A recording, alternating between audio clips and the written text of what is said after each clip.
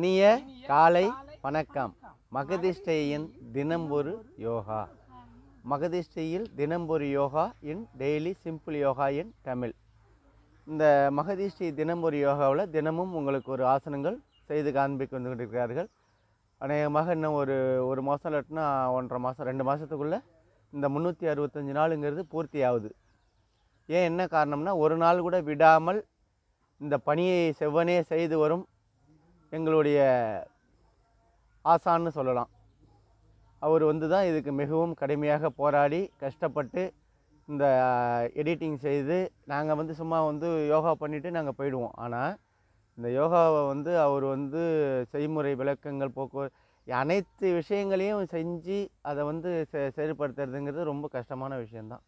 அதையும் தாண்டி இந்த ஒரு விஷயத்தை இயக்கி கொண்டிருக்கோம். என்ன கேட்டோம்னா, நம்ம அந்த தலைப்பே பார்த்திங்கன்னா மகதிஷ்டி தினம் ஒரு யோகா. தினைக்கும் செய்யறதுனால இது அவ்வளோ ஒரு சாதாரண விஷயமாகவும் நம்ம எடுத்துக்க முடியாது. என்ன ஆசனங்கள் செய்கிறோம், நம்ம சும்மனாச்சுங்களாம் செய்யலை. இது முறைப்படி என்ன ஆசனம், இதுக்கான இது விளக்கங்கள், அதற்கான பலன்கள் என அனைத்தையும் உங்களுக்கு தெளிவுபடுத்தி செய்து கொண்டு நீங்கள் எந்த வீடியோ வேணாலும் நீங்கள் போட்டு பாருங்கள், ஒன்றுக்கு ஒன்று டிஃப்ரெண்ட் இருக்கும். ஆனால் ஒரே பேரில் வரும். அதே சமயத்தில் அது வேறு விதமாக இருக்கும். அதை நீங்கள் புரிஞ்சுக்கணும். உங்களுக்கு உடலில் என்ன உபாதைகள் ஏற்பட்டாலும் அதை நீங்கள் என்ன செய்யணும்னா, மகதிஷ்டி தினம் ஒரு யோகாவை சப்ஸ்கிரைப் பண்ணி அதன் மூலயமா நீங்கள் இத்தனை வருஷம் இந்த நாளில் என்னென்ன ஆசனம் செஞ்சுருக்காங்க, அதற்கான பலன் என்ன, நமக்கு அந்த உடல் உபாதைகளுக்கு என்ன இருக்குது, அப்படி நீங்கள் தெளிவுபடுத்த முடியல அப்படின்னு சொன்னீங்க, நீங்கள் கமெண்டில் கேளுங்க. உங்களுக்கு சரியான பதில் எங்களுடைய குரு சொல்லிக் கொடுப்பாங்க. சரிங்களா? உங்களுக்கு செல் நம்பர் வரைக்கும் உங்களுக்கு கொடுத்துருக்காங்க. இல்லாட்டினா கமெண்டில் சொல்லுங்கள், உங்களுக்கு தெளிவுபடுத்துவாங்க. இன்றைக்கி செய்யக்கூடிய ஆசனத்தோட பார்ப்பார் பார்த்திங்கன்னா கிரீவ சஞ்சாலனா ஆசனம்னு பேருங்க. இது அதிகமான பேருக்கு பயன்படும்.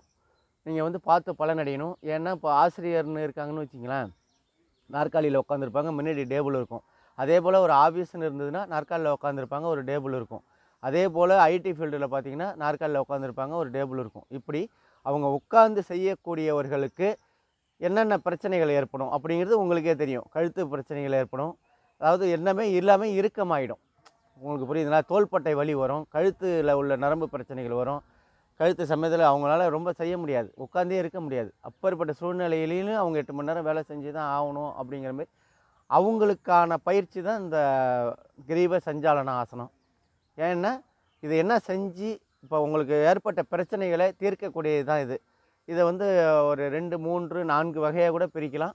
அதனால் நீங்கள் என்ன செய்யணுன்னா, உங்களால் முடிஞ்ச அளவுக்கு நீங்கள் இதை செய்து பழகிக்கிட்டிங்கன்னா ரொம்ப அருமையான விஷயமாகும். ரொம்ப கஷ்டப்பட வேண்டியதில்லை. உட்கார்ந்த நிலையிலே நம்ம கழுத்து திருப்புதல் தான். இது ஒரு பயிற்சியாகும். இந்த பயிற்சி பேர் கிரீவ சஞ்சாலனா ஆசனம்னு பேர்.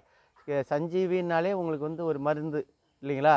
இது அந்த பேர்லேயே உங்களுக்கு இணைஞ்சு வருது பாருங்கள். கிரீவ சஞ்சாலனா ஆசனம். அனைத்து பிரச்சனையிலையும் தீர்க்கக்கூடிய ஆசனம் தான் இந்த கிரீவ சஞ்சாலனா ஆசனம்னு பேருங்க. இது வள்ளுவர் பெருந்தகை கூட உங்களுக்கு என்ன சொல்லியிருக்காருன்னு பார்த்தீங்கன்னா, உடல் ஆரோக்கியத்துக்காக நம்ம எந்த மருந்து எடுத்துக்க வேண்டாம் அப்படின்னு சொல்கிறாருங்க. ஏன்னா அவருக்கு ஐயாவுக்கு தெரியாததே ஒரு விஷயமே கிடையாது. அது என்ன சொல்கிறாருன்னு பார்த்தீங்கன்னா, மருந்தன வேண்டாவாம் யாக்கைக்கு அப்படின்னு சொல்கிறாருங்க. என்ன சொல்கிறாருன்னா, மனித உடம்பில் மருந்தே தேவையில்லை. இது நீங்கள் சொல்லக்குள்ளே உங்களுக்கே ஒரு சிரிப்பாக இருக்கும். என்னடா மருந்து தேவையில்லை அப்படின்றாங்க.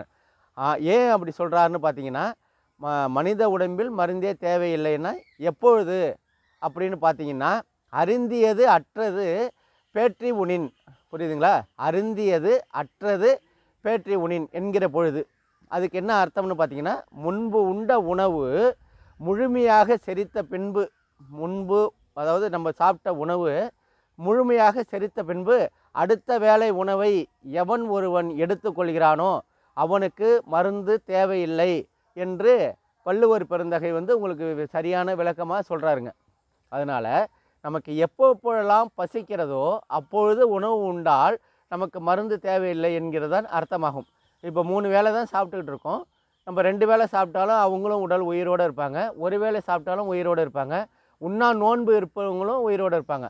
அப்போது என்ன தெரியுது உங்களுக்கு பார்த்தீங்கன்னா, எனர்ஜி வேஸ்ட் ஆகாமல் உங்களுக்கு எனர்ஜி, இப்போ உங்களுக்கு நிறைய ஒர்க் பண்ணுறீங்க, எனர்ஜி வேஸ்ட் ஆகும். அப்போது உங்களுக்கு ஒரு சக்தி தேவைப்படுது. அப்போ அந்த சக்தியை நம்ம பெறக்கூடியது அந்த உணவுங்கிறது. இப்போ வந்து திடப்பொருளாக இருக்கலாம், திரவ பொருளாக இருக்கலாம், எதுவாக இருந்தாலும் இருக்கலாம். அதனால் நீங்கள் என்ன செய்யணும்னா, எதுவாக இருந்தாலும் உங்களுக்கு தேவைப்படும் என்கிற மனது சொல்லும் பொழுது, பசிக்கிற மனது சொல்லும் பொழுது, அந்த நேரத்தில் மட்டும் முழுமையாக உண்ணாமல் குறைவான உணவை உண்டு வாழ்வோமானால், நமக்கு என்ன சொல்கிறாரு, மருந்தன வேண்டாவாம் யாக்கைக்கு அப்படின்னு வள்ளுவர் பெருந்தகை வந்து சொல்கிறாரு. மனித உடம்பில் மருந்தே தேவையில்லை, எப்பொழுது நமக்கு வந்து தேவைப்படும் அப்படிங்கிற பொழுது நம்ம அந்த நேரத்தில் நம்ம பயன்படுத்துவோமானால், இதை வந்து அந்த உணவு உண்ட உணவு நமக்கு வந்து மருந்து தேவையில்லைங்கிறது தான் நம்ம வந்து வள்ளுவர் சொல்கிறாரு. நம்ம அதன்படி நம்ம நடந்து மருந்து தேவையில்லாத உலகமத்தை மாற்றுவோம்னால் இந்த யோகாவை பார்த்து பலனடைய வேண்டும் என்று கேட்டுக்கிறோம். இன்றைக்கி கிரீவ சஞ்சாலனா ஆசனம்னு பேர். சாதாரண நிலையில் தான் நீங்கள் உட்காந்துருக்கீங்க, புரியுதுங்களா? உட்காந்துட்டு கழுத்து பகுதிக்கு தான் நம்ம வந்து இது செய்ய போகிறோம். பலவிதமான உடல் உறுப்புகளை அங்கங்களையும் இணைக்கும், எல்லா நரம்பு கழுத்து பிரச்சனைகளையும் தீர்க்கக்கூடிய இந்த கிரீவ சஞ்சாலனா ஆசனம்னு பேருங்க. இப்போது நல்லா உடம்பு நேராக வச்சுங்க. நேராக வச்சுக்கிட்டு சின்முத்திரையில் கூட நீங்கள் இருந்துக்கலாம். ஏன்னா ஏதாச்சும் ஒரு முத்திரையில் இருக்கணும், அதுதான் நமக்கு வந்து கணக்கு. சின்முத்திரையில் இருந்துக்கிட்டு கழுத்தை வந்து ஃபஸ்ட்டு வந்து நம்ம ரொட்டேஷன் பண்ணிப்போம். அதாவது எப்படின்னா, வலதுபுறம் இடதுபுறம்.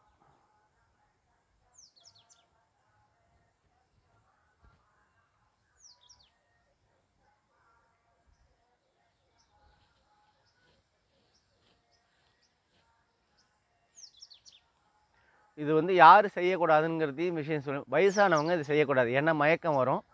அதே போல் ப்ரெஷர் உள்ளவங்க, அதாவது குறைஞ்ச ப்ரெஷர் இருந்தாலும் சரி, அதிக ப்ரெஷர் இருந்தாலும் அவங்களும் இதை செய்ய வேண்டாம். வேறு ஏதாச்சும் உடலில் உபாதைகள் உங்களுக்கு வந்து நிறைய பெரிய பிரச்சனைகள் இருந்தாலும் அவங்களும் செய்ய வேண்டாம். மற்றபடி எல்லாருமே செய்யலாம். உங்களுக்கு எப்பொழுது மயக்கம் வருகிறதோ அப்பொழுதே இந்த ஆசனத்தை வந்து உடனே விட்டுட்டு கண்களை திறந்துடுங்க. கண்களை மூடி செய்யக்கூடியல நமக்கு வந்து அந்த மயக்கங்கிறது அந்த நல்லா உணரலாம். நீங்கள் வந்து பார்த்து ஜாக்கிரதையாக செய்யணும். கழுத்தில், அதாவது உட்காந்து வேலை செய்கிறவங்களுக்கு இந்த நல்ல சிறந்த பயிற்சி அப்படிங்கிறது சொல்கிறோம். ஃபஸ்ட்டு முன்பக்கம் செய்வோம், அப்புறம் பின்னாடி செய்வோம். சரிங்களா? இது முதல் நிலைக்கு நம்ம 1வது இதுக்கு செய்ய போகிறோம்.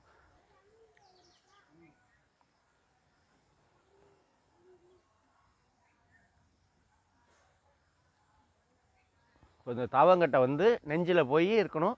அந்த நெஞ்சில் படக்குள்ள மூச்சை வந்து உடலை தளர்த்திட்டு மூச்சை வந்து சுத்தமாக வந்து விட்டுடணும். பின்னாடி திருப்பக்கூடியில் மூச்சை வந்து சுவாசித்து இழுத்துக்கணும். அப்படியே நீங்கள் பார்த்துக்கணும். அது அந்த இதை உணர்ந்துங்க. ஃபஸ்ட்டு முதல் நிலை எண்ணிக்கைக்கு போங்க. 1 2 3 4 5 6 7 8 9 10 11 12 13 14 15. நன்றி. அதே போல் இப்போ சமநிலைக்கு வந்துட்டீங்க. அப்புறம் பின்னாடி போக போகிறீங்க. 1 2 3 4 5 6 7 8 9 10 11 12 13 14 15. இப்போ லேசாக ஒரு விதமான மயக்கம் இருக்கும். அப்போ கண்களை வந்து திறந்துடுங்க. திறந்துட்டு சுவாசம் பண்ணிங்க. இது முதல் நிலை முடிஞ்சிச்சு.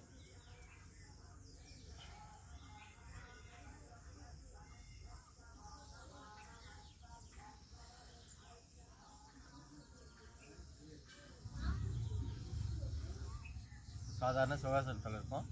இப்போ வந்து 2வது நிலைக்கு நம்ம போக போகிறோம். பக்கவாட்டில் போக போகிறோம். பக்கவாட்டில் போகல காது வந்து தோள்பட்டையில் வந்து படுற அளவுக்கு.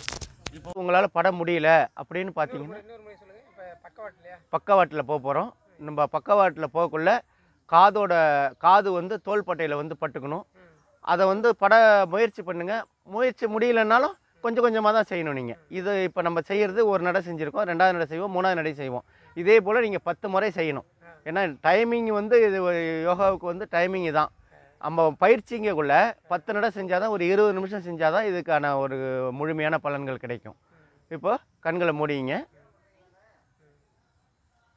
எண்ணிக்கை 1 2 3 4 5 6 7 8 9 10 11 12 13 14 15. பொறுமையாக வாங்க. அதே போல் இடதுபுறம் 1 2 3 4 5 6 7 8 9 10 11 12 13 14 15. இது வந்து இரண்டாவது சுற்று. இப்போ முதல் சுற்று முன்பக்கம் பின்பக்கம், இரண்டாவது சுற்று வந்து வலது பக்கம் இடது பக்கம். இப்போ மூன்றாவது சுற்றுன்னு பார்த்தீங்கன்னா நம்ம வந்து கழுத்தை வந்து சுற்றி வருதல். ஆமாம், அதாவது சுற்றி வருதல்னா முன்பக்கம் சைடு பின்பக்கம் இடதுபுறம், இதுதான் சுற்றி வருதல்னு பேர். எண்ணிக்கை 1 2 3 4 5 6 7 8 9 10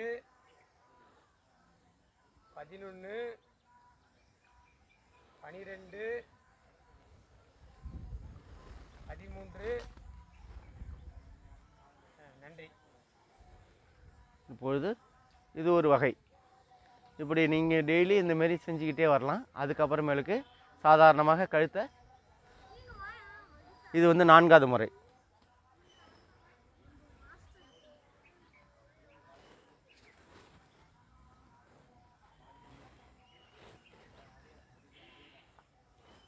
எண்ணிக்கை வந்து நம்ம வந்து மறக்கக்கூடாது.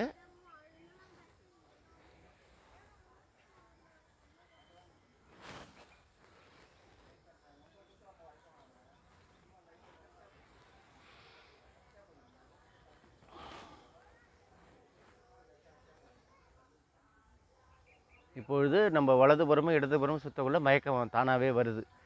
வரக்குள்ளே நம்ம நிப்பாட்டிக்கணும். சரிங்களா? அதனால தான் இந்த முதியவர்கள் செய்ய வேணான்னு சொல்கிறது. இப்போ நம்ம வந்து 4 முறை செஞ்சிட்டோம்.